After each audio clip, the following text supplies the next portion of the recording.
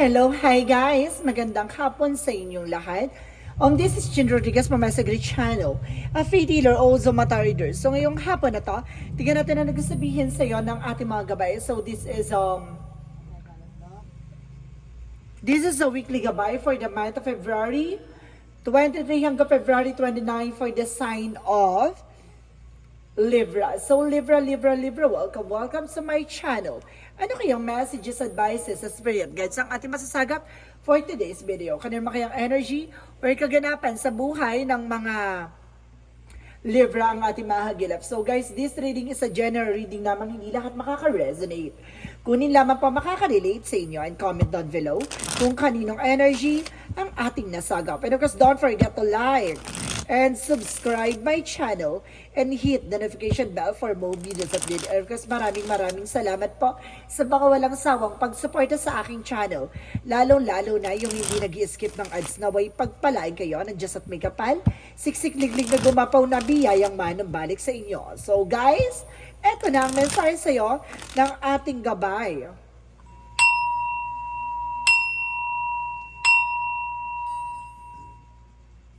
For the sign of Libra, so eto na, alamin na natin at tuklasin, angel spirit guides, please give me information for this sign of Libra. So there's a Four of Wands, so there's a celebration or something, a wedding, homecoming, family gathering. So there's a Four of Wands, represent a party. At sinasabi dito may mga celebration kang mapupuntahan, no? And of course, there's the Five of Pentacles. So there's a financial crisis. Kumbaga nakakaranas ka ng kagipitan ngayon in the Eight of Wands. So there's a trouble, guys, no? Kumbaga may trouble ka or either mangingibang bansa ka or baka mayroon kang mga communications and of course information na makukuha, no? Kumbaga it's either a messages, email. And there's a Seven of Swords. Mag-ingat ka lang, there's a cheating lying on you, no? Merong nagsisinungaling behind your back. And there's a The Sun card ay magdadala sa iyo ng fear positivity at magdadala sa iyo ng success at the end of the time.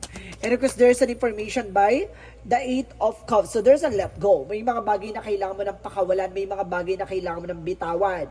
May mga bagay na kailangan mo ng pakawalan at iwan. So let's see. The Ace of Swords for the Four of Wands is a breakthrough, no? Talagang magtatagumpay ka sa anuman larangan niya yung pinangahawakan mo, no? And of course, the Five of Pentacles represent the King of Swords. So there's an information na kumbaga maging matalino ka at maging wise ka sa mga decision mo. Putulin mo yung mga bagay na walang kaugnayan about sa resource of income na makakapagyabong sa'yo. Kumbaga there's an information na alisin mo yung mga luho, yung mga bisyo mo na alam mong hindi appropriate sa kita mo. At the same time, kumbaga kailangan mo maging mahinahon sa paggastos ng pera.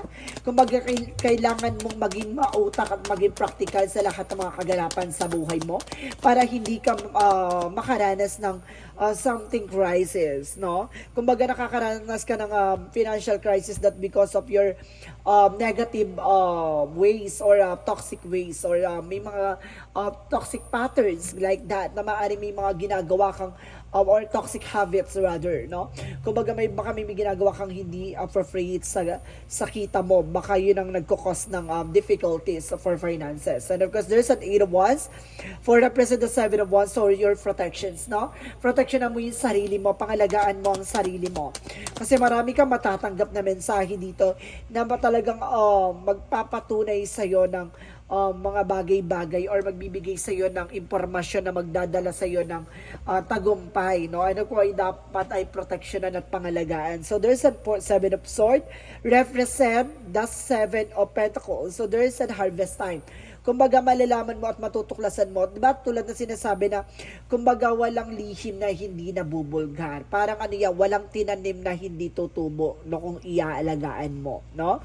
Kumbaga sinasabi sa iyo dito na kumbaga itong tao na to nagkaroon ng something sneakiness that because of kumbaga dahil din sa mga nasa paligid niya or dahil din naging naging kumbaga, na ano mo siya, na-spoil mo siya sa way na yon. And because there's an information din ako nasagap dito with the Seven of Pentacles, harvest time, no, kumbaga may mga taong kumukuha na impormasyon sa'yo, baka it's either may negosyo ka, baka papasok sa iyo sa trabaho, mag-ingat ka lang kasi sa likod niyan may mga taong sinungaling at kumbaga nangungupi. Mag-ingat. And the Sun card is the Three of Wands. So there's a waiting for a result, a waiting for a ship. May mga bagay na kailangan mong hintayin, may mga bagay na kailangan mong kumbaga i-surrender kay God. So there's a 777 represent follow to the flow, no? At the same time, there's a Four of Swords by your intuitions, no? Kumbaga, there's a fear, natatakot kang iwan, natatakot kang maabandona. So, hindi pala ikaw ang natatakot kang maiwanan, matatakot kang, kumbaga, mag-isa. Parang ganon, no?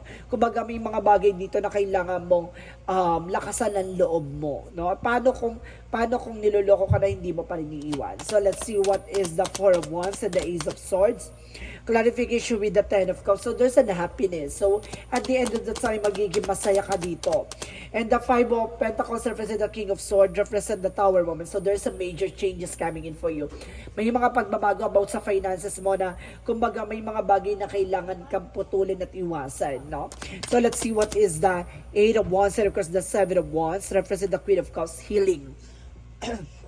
Magkakaroon ka na ng healing dito, guys. And of course, there is the Seven of Swords and of course the Seven of Pentacles represent the Empress card, a rebirth, no? Kumbaga magkakaroon ng more of branches of business, maaaring lalago at lalakas ang iyong negosyo, or either magkakaroon ka ng bagong simula, at the same time maaaring magbunga na ang iyong inihintay, no? Or either baka magbuntis ka or baka magbuntis ang iyong negosyo. No, so let's see what is the Sun card in the Three of Wands. So there's a Seven of Cups. So there's a lot of confusion. So may mga or options rather. No? So ibig sabihin maraming opportunity na papasok dito or maraming options or choices, no? Kailangan mong pumili, no? Kaintayin mo yung mga bagay na yan. No, ikaw yung dapat mamili, hindi ikaw yung dapat kumbaga hindi dapat ikaw yung pipiliin, ganon. Kumbaga, hindi ikaw yung parang magiging choices na lang, diba? Kumbaga, ikaw yung dapat pipili. Ganon yung gusto kong isabihin, no? So, let's see what is the Eight of Cups and because the Four of Swords. So, there's a Hermit card. So, there's a soul searching, no? May mga bagay na maglilinaw sa'yo about sa spirituality. Kung ibig sabihin, may mga bagay na kailangan mo nang i-let go kasi hindi siya bahagi ng soul journey mo, no? So, let's see what is additional messages for the outcome. Ang pinaka-outcome sa'yo is the Lovers, no? May kaugnayan about sa love life. At the same time, there's an Emperor. Be mature enough in being grounded. At the same time, there's a King of Wands by control. No, control mo yung emotions mo. Kumbaga, kailangan maging mature ka na sa lahat ng mga decision mo. And of course, there's a love life na papasok dito sa'yo. Additional messages for career. So, there's an information with the higher fund, a lesson learned. Matuto ka na pagdating sa career mode with the Page of Wands and the Ace of Wands, no? May mga bagong ideas and of course, a new beginning coming in for you. Kumbaga, matuto ka, no? May mga bagay na kailangan kang matutunan dito. So, let's see what is additional messages for health, for love life. So, there's the Full card. So, there's a leap of faith. There's an infinity out there na, kumbaga, baka yung taong mamali mo isisilang pa lang or pinanganak pa lang, no? Kumbaga darating yung araw na but there's an age limit or age gap, sorry. There's an age gap dito, guys, no? Kumbaga talaga ang layo nyo sa isa't isa. At the same time, there's the hangman, no? Maaring nakatali ka na dun sa situation na yon, no? So let's see what is additional messages for or some of you guys, no, nakakaranas daw yung person mo ng lutang or ikaw, no? Nakakaranas ka ng exhausted or hang. So let's see what is the additional messages to the health. From the health, so there's an information with the Death card. So mag-ingat ka with the Six of Swords. There's a transition, no? Makakaalis ka na sa sakit mo, no? Na sa parang dun sa way na parang akala mo wala ng pag-asa, parang gano'n, parang biglang there's a miracle. I mean, nasasense ako ng miracle dito na parang akala mo wala na, akala mo huli na, pero di mo alam na bigla ang i-clear pala ni God yung nararamdaman mo. So, let's see what is additional messages for magical fairy messages. For magical fairy messages, angel spirit guides. So, there's the Sun. So, baka magkaanak ang lalaki, ha? Or baka may anak kayong lalaki dyan, guys. At the same time, let's see. And there's an information with do some research, no? Kailangan mong tuklasin at alamin pa, no? Kailangan mo na maraming information bago ka mag-take ng action, bago ka mag-proceed for another level, no? Or another eksena. So let's see what is the yin and yang oracle card. So there's an information with the separation. Meron ditong naghiwalay or maghihiwalay, no? So let's see additional messages. So there's a toxicity. So see, there is a toxicity talaga. May pattern dito na kaya siguro magkakaroon ng separation dahil toxic na yung relationship, or either nagkaroon ng separation dahil toxic yung relationship. At the same time, there's a reunion, pero magkakabalikan, no? Or baka may babalikan ka. At the same time, there's a Ace of Earth. May kinalaman Taurus, Virgo, Capricorn dito. At the same time, there's a cycle and transformation and changes. Na may mga magbabago dito sa eksena na to. Kumbaga mababago yung sistema or kumbaga perspective or pananaw mo. So let's see what is Archangel Raphael messages for you is prayer work. So, kailangan mo lang magdasal. Patuloy na magdasal. Lahat ng mga bagay na yun ay hindi posible. No? At the same time, there's a good night's sleep. No? Sasarap na ang tulog mo. And there's a second option. So, kailangan mo ng pangalawang opinion sa lahat ng mga bagay. No? Kailangan mong alamin talaga yung totoo. Tuklasin talaga yung katotohanan. So, let's see. What is the angel's answer? Angel's answer represent abundance. Talagang bibigyan ka ng kasaganahan dito, ha? Abundance is here. At the same time, so there's an unlikely. May mga bagay dito na hindi mo magugustuhan. So let's see additional messages for angel spirit guides. And there's a reconsider. No? May mga bagay na kailangan mo i-considera. No? At the same time, let's see what is additional messages for angel spirit guides.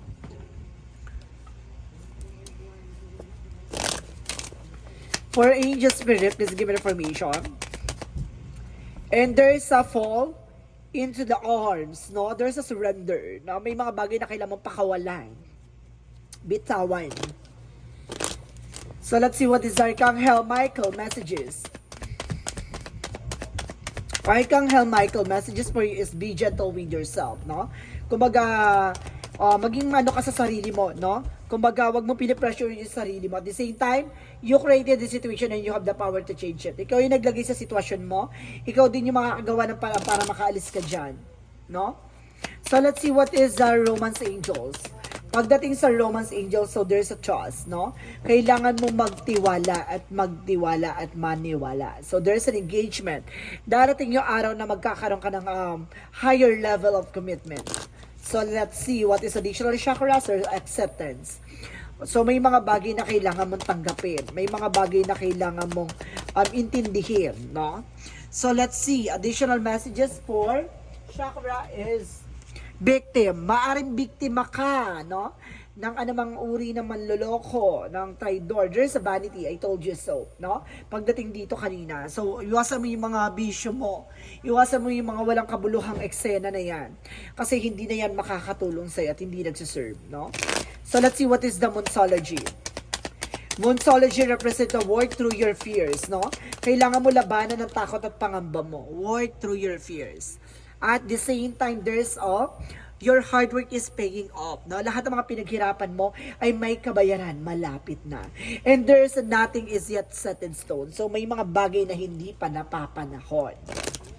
So let's see what is additional messages. So there's an infinity abundance. Talagang ang kasaganahan sa iyo ay talagang walang wakas, no?